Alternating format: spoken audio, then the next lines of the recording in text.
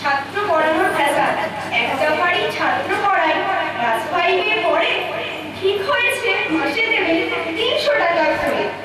সপ্তাহে 6 দিন পড়ায়, ছুটি শুধু পড়াতে গেলে ছাত্রের মা রুজি দেন।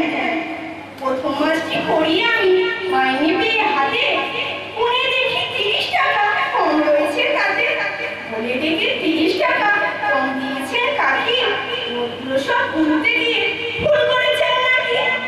বলেন শুনে হয়নি তো ভুল, গুনেছি ঠিক দেখে। আসলে ওই দুধের দামটা বাদ গেছে তার থেকে। কথা শুনে চমকে উঠি, কপালে উঠেছ। সেদিন থেকে ছুটিল আমার ছেলে পড়ানোর ছোট। নমস্কার।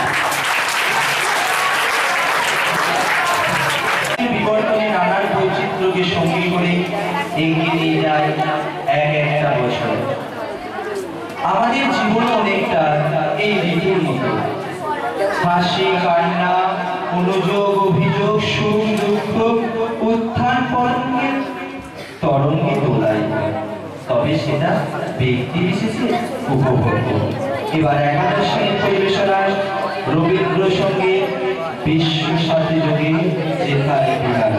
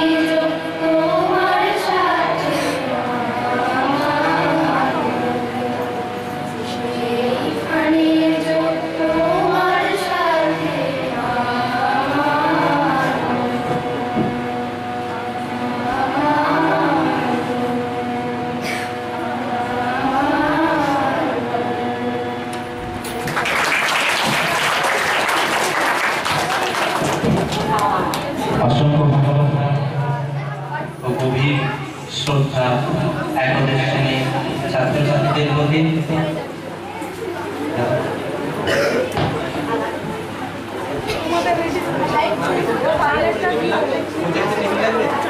ঘুরে আমরা আরেকবার ফিরে আসবো আজকের দিন প্রসঙ্গে। এজরা পাওনা যেমন তৈরি হতো না টি.এস. এলিয়ট, আবার ফ্রেডরিক ফাইভের না থাকলে আমরা পেতাম না আমাদের সকলের পরিচিত পাঠ প্রাথমিক শিক্ষাকে।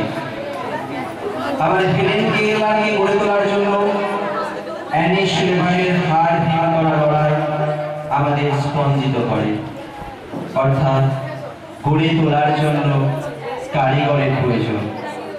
এবার আমাদের সামনে প্রজেক্ট উপস্থাপন করতে আসছে আমাদের আলামিন কোচিং সেন্টারের ছাত্র অলোকেশ ও পুষ্কর। তোমরা সকলে সহযোগিতা করবে ওদের প্রজেক্ট উপস্থাপনের মধ্যে।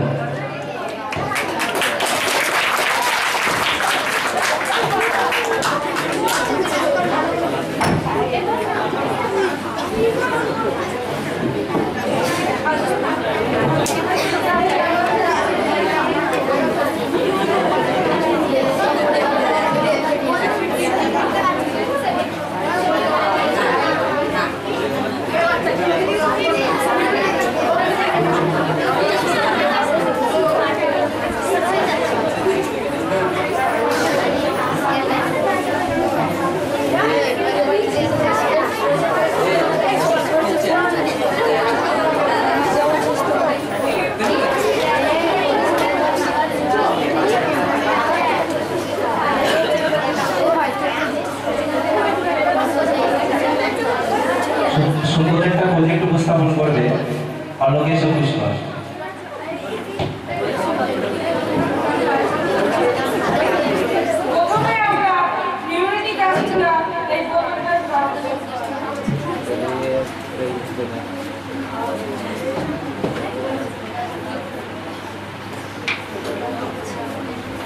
তারপরে এই জিঙ্কের টুকরোটা বোতলের ভেতরে দিয়ে তারপরে আবার বেলুনটা লাগবে।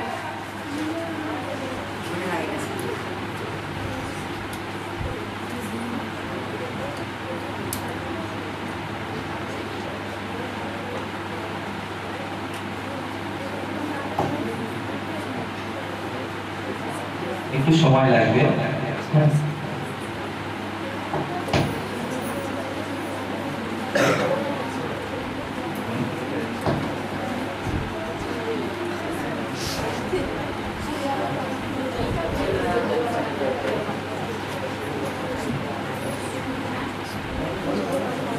হ্যালো, তোমরা সবাই বেলুনটা থেকে নজর রাখবে।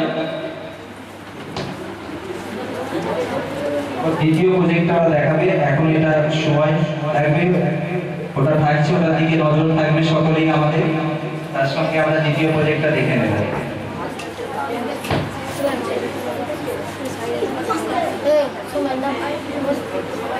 প্রথমে আমরা ছুরিটাকে সাইডটায় এরকম কি আছে চাপের সৃষ্টি করব।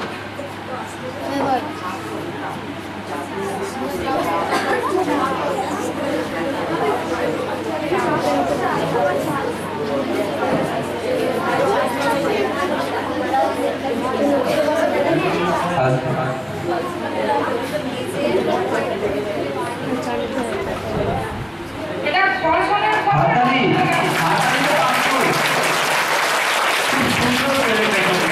এবং বেলুনের দিকে রাখো, বেলুনের দিকে রাখো,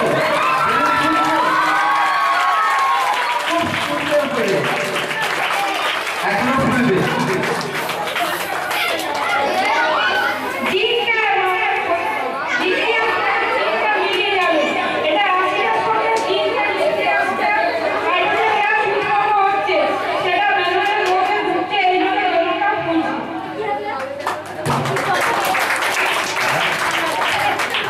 খুব সুন্দর। হ্যালো, আমরা পড়েছি প্রত্যেকেই ক্লাস 8 ক্লাস 9 যে লঘু সালফিউরিক অ্যাসিড এবং জিঙ্কের বিক্রিয়ায় হাইড্রোজেন গ্যাস উৎপন্ন হয়, এবং আমরা আরো পড়েছিলাম যে বিভিন্ন বেলুনে আমরা হাইড্রোজেন গ্যাস ব্যবহার করি। তা আমরা আজকে সচক্ষে দেখতে পেলাম ওরা বোতলের মধ্যে লঘু সালফিউরিক অ্যাসিড রেখেছে, তার উপর লঘু জিঙ্কের ছিটা দিয়েছে। তার ফলস্বরূপ কি হচ্ছে না হাইড্রোজেন গ্যাস উৎপন্ন হচ্ছে, এবং যেহেতু বেলুনটি বোতলের মুখে রাখা আছে তাই গ্যাসটি বাইরে বেরোতে না পেরে বেলুনের মধ্যে প্রবেশ করছে এবং ধীরে ধীরে বেলুনটি খুলতে আরম্ভ করছে। আমরা বিজ্ঞানের একটা খুব সুন্দর প্রয়োগ এখানে দেখতে পেলাম। প্রত্যেকে আরেকবার জোরে হাতটা দিন। সত্যি খুব সুন্দর একটা প্রয়োগ, এবং সেটা সম্পূর্ণ করে দেখালো অলোকেশ ও পুষ্কর। শিক্ষা আমাদের এগিয়ে নিয়ে যায়, শিক্ষা আমাদের অন্ধকার থেকে আলোর পথ দেখায়। সেই পথই আমরা দেখে যাচ্ছি। কে বলে গ্রামে কিছু নাই, কে বলে গ্রামের শিক্ষা হয় না, শহরে হয়। সুন্দরভাবে আমাদের ছাত্ররা করে দেখালো সুন্দর একটি প্রজেক্ট।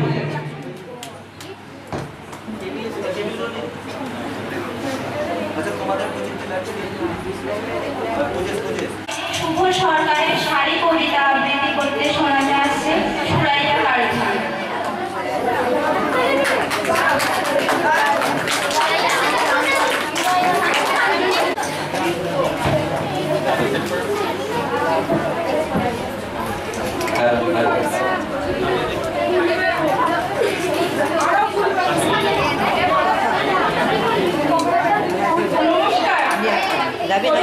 সরকারের শাড়ি বিয়েতে একটা শাড়ি পেয়েছিল, অষ্টমঙ্গলে ফিরে এসে আরো এত শাড়ি একসঙ্গে সে জীবনে দেখে না।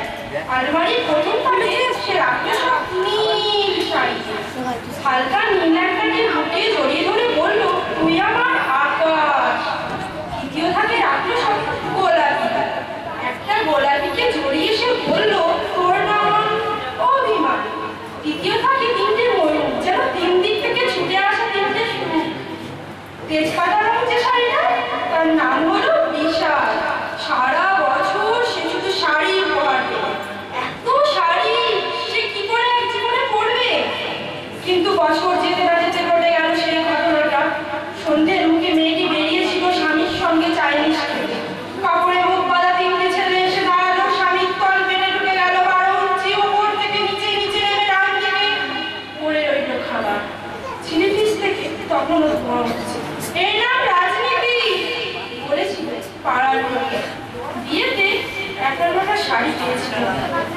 অষ্টমঙ্গলায় ফিরে এসে আর একদিন দুপুরে শাশুড়ি ফিরে সে তার সমস্ত শাড়ি বের করে ছতলার বারান্দা থেকে উড়িয়ে দিল নিচে। শাশুড়ি পরিয়ে দিয়েছিল তাকে সাদা থান।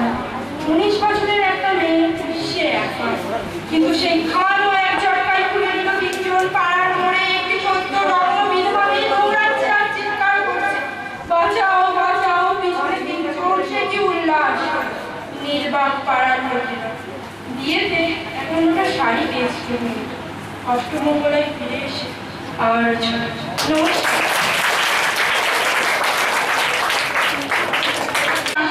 আবৃত্তি শোনাতে আসছে পূজাবাদ, একাদশ শ্রেণী থেকে।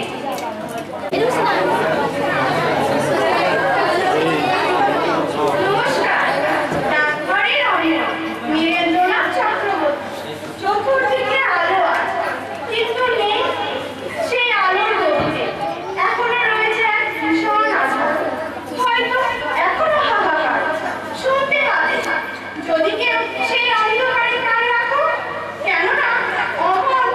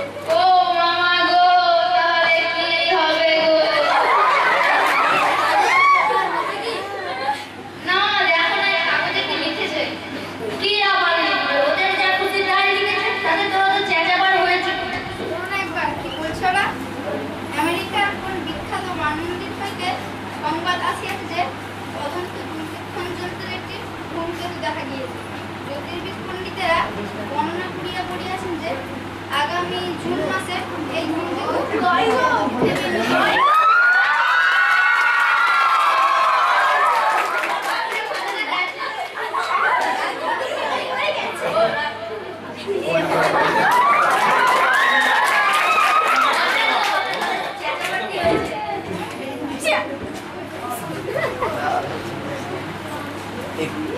যদি ধূমকেতুর সঙ্গে ধাক্কা লাগে আর পৃথিবী চুরমার হয়ে ভেঙে যায় তাহলে তো যা কাছের পুতুল কি রমণী চুরমার হয়ে ভেঙে যাবে। যদি ধূমকেতুটা ধুম করে আমাদের গায়ের উপর এসে পড়ে কিংবা ভূমিকম্প হয় কিংবা বাড়িতে আগুন লেগে যায় কিংবা বরিশালের পাহাড় তোর মাথায় এসে পড়ে মগজের গোবরগুলো সঙ্গে ভর্তি হয়ে যায় তাহলে আমার কি হয় কিছুই বলা যায় না। এই তো গোবিন্দরও তো মামা ছিল, সেই মামা গত বছর সর্দি গলা হয়ে মরে গেল। মরেছে তো আপদ কেন তাতে হয়েছে কি? দাদা বলছিল এই সেদিনও তো আমাদের জিমনাস্টিক মাস্টার কিলে হয়ে মরে গেল। কে তাহলে কে কতদিন বাঁচবে, কখন মরবে, কখন কি হবে কিছু তো বলা যায় না। ওরে বাবারে এই যে একেবারে বইটাকে দাদা ঠাকুর হয়ে উঠলো দেখুন দেখ তোর কান ধরে এক থাপ্পড় লাগাবো। বলিলালের বাবা যদি 1 মাস আগে মরে যেত তাহলে বলিলালকে সেদিন এমন চমৎকার সুন্দর প্রাইজ দিতে পারতো। তুই কি বলতে চাস বল দেখি। তুমি যে বলেছিলে আমাকে প্রাইজ দেবে, ওই দিচ্ছে না তো শেষটায় সেই কথাটা সোজাসুজি বললেই হতো। তা তো ভেঙর ভেঙর করে আমার ঘুমটি কেন নষ্ট করবি? যা আজ বিকেলে